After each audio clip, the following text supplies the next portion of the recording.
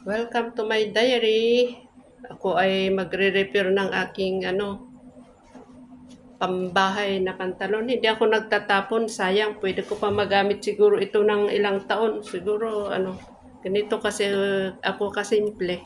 So ang gagawin ko ngayon ay ikakat ko dito sa loob yung para may dadaanan ng ano garter. So ayan, kakat ko dito. Wala namang pagkakatan, edi basta mag-cut ng konti dito sa loob.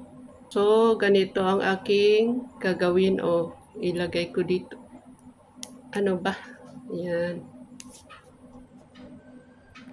Tapos sara natin. Mas maganda yung hindi ganito ang ulo, ito lang ang meron dito eh. Para madali sanang maitusok, ganun. Praktikal lang ang aking buhay. O so, yan. Ipasok natin dito. Ganyan. Yan. O, nakapasok na yung garter. So, push lang natin na ganyan hanggang dito sa dulo. So, dahil wala nang madadaanan yung malaking ulo ng perdible dito, so kailangan kong ipalabas dito yung so dito ako magka-cut na. Gusto ko sanang dito mag-cut sa tahi, pero ayoko magtahi ulit. So, dito na lang ako mag-cut ng konti. Makalabas lang yung garter. Ayan, ikat lang natin ng konti. Yung hindi masyadong pwedeng itahi para hindi magtuloy-tuloy, pero okay lang ito kasi sa loob naman. Ayan, palabasin na natin dito. Ayan. Naka. Maliit yung aking nagunting. Ayan. Ayan ako. Ayan na, nakalabas na po. Ayan. So, ayan. Itatahi ko dito. Itahi ko dito. Pwede dito sa loob, pero okay lang, pambahay naman. So, okay lang na makikita dito sa loob. Okay lang nakita yung dito sa loob. So, yan. Pwede namang papasukin. Pero ingatan para hindi bumalik ulit yung garter sa loob. So,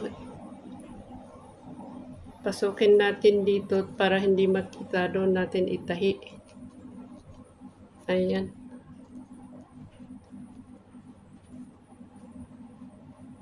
Ayan ako, hindi nakita. Ayan. Ipasok ko na dito. Lahat naman alam mas marami namang nakakaalam, pero yung kagaya ko na manual lang na walang tahian, o di yan. Hansu. Ayan. Dito yung garter, Dito yung kinunting ko. So, natin tahiin natin para hindi ayan. So, itahi ko dito. Hindi naman maganda yung aking pagkatahi, pero okay lang dahil pambahay lang naman. Ayan.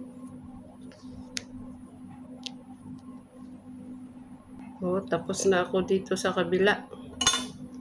Hindi ko na po pinaganda yung pagkatahi. Okay lang din, pangbahay. Tapos, dito naman ako sa kabilang side. Ayan. Same. Habang kasi umiedad tayo, either tataba or papayat. So, ako ay nag-decrease ng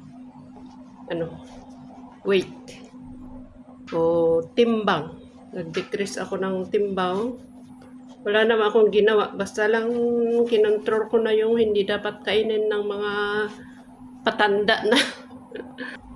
Tapos na. Tingnan natin.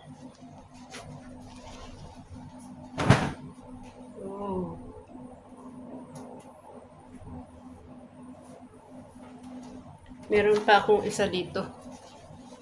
Ayan.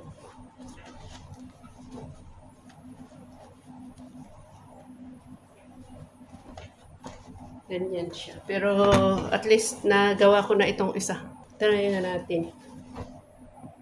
Ito na po yung aking tinahi. Tara!